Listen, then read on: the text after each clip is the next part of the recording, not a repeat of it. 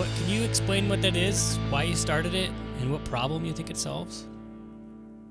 Yeah, so why we started it would probably be better answered by two other co-founders because it initially started around 2 years ago as their kind of side project. They wanted to build something cool, and one of the other co-founders, Quentin, he has kind of he's graphic designer and he has eye for aesthetic things, and then the other one, Leo, is kind of on the technical side. So they decided that the kind of blogging environment is really, it could be improved. Saying that it is broken would probably be an overstatement, but that it could be improved. And so they started to build it out, and they happened to stumble upon Stacks which at that point had a really kind of easy, good developer tools and kind of easy, like let's say building blocks to kind of create a project. And the community was also super welcoming, and that's for like starting a project is it's pretty important thing and help them to bootstrap the project. And then 2 years later, when the project during first 2 years, the project was just mostly just maintained and saw some organic growth. And then last year, Leo, with whom we worked together in a startup in Berlin, asked me whether I want to join this kind of like as a side project as well and try to keep with the engineering part. And then like step by step, we kind of happened to get into the Stacks Accelerator. Then also the Stacks Smart Contracts was an exciting development for us. And then we left our full-time jobs, and here we are kind of trying to change with a very ambitious goal to change the how writers are paid in the on the internet, let's say. Let's put it that way. And the things that are kind of broken in current ecosystem, we would say, is that there's very few ways how you can directly support writers. Substack, we think, is on a great track there, but there are still some kind of things that we feel could be improved. And yeah, as far as like let's say Medium is kind of where there is a lot of unanswered questions for writers and readers alike. Because if you're paying $5 a month, you do not really know how and why the money goes where it goes.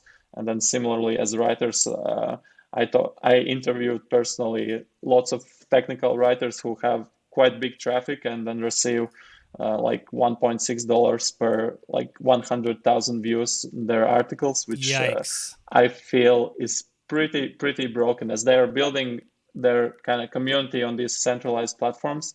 And then in the end, there's like kind of it's very hard for community to support. Whereas we are aiming to fix that by uh, creating this peer-to-peer transfer where that we would not take any cut of the money transferred to the between the community and the writers. And where we would make money is just we would provide writers some very specific kind of additional features like newsletters, custom domains, like in-depth analytics. But also, we'll enable everyone to create a paid content, but the free plan will just include blog format and like it will stay solely on our platform. So it will have some limitations, but still, even for free, you'll be able to give it a go as trying to monetize your content. So that's what we are kind of aiming to create this peer-to-peer economy. So That's awesome. So how does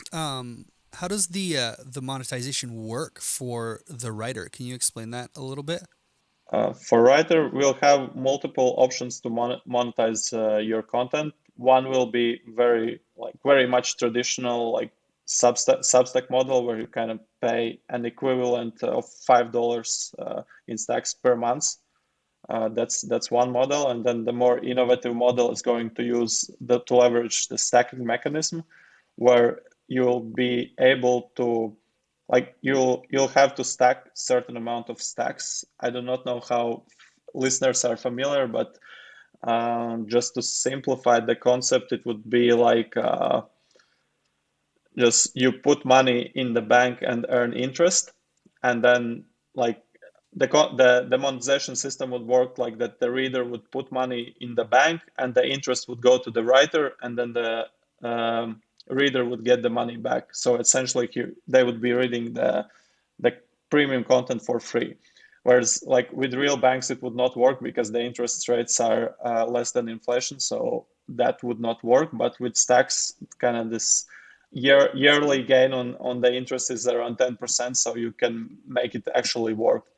To someone who is familiar with Ethereum, like there are these zero loss lotteries and things like that, where you have your funds locked and then the interest is kind of played out. So it's in a way similar concept, but yeah, those are the two monetization models that we have initially planned, and then also having eyes open for exciting DeFi stuff that is these DeFi projects that are developing, and then maybe in the future we'll integrate something even more complex than the staking mechanism.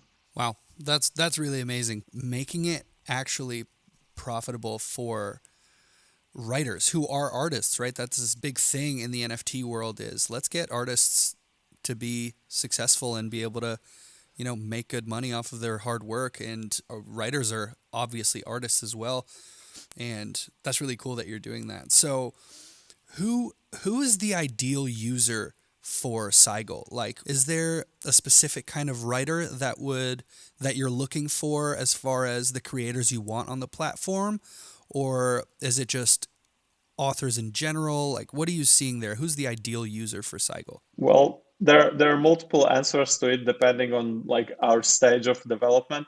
In the beginning, it will definitely be someone who is crypto native and already has kind of some familiarity with how it works, and like has let's say kind of has played around with wallets and knows how it works. But the topics, we are not limiting topics to anything, and then later on to kind of target more let's say kind of mainstream and non-crypto native folks. What we plan to do is create a custody solution that would essentially allow anyone with an email and their credit card to start using the product.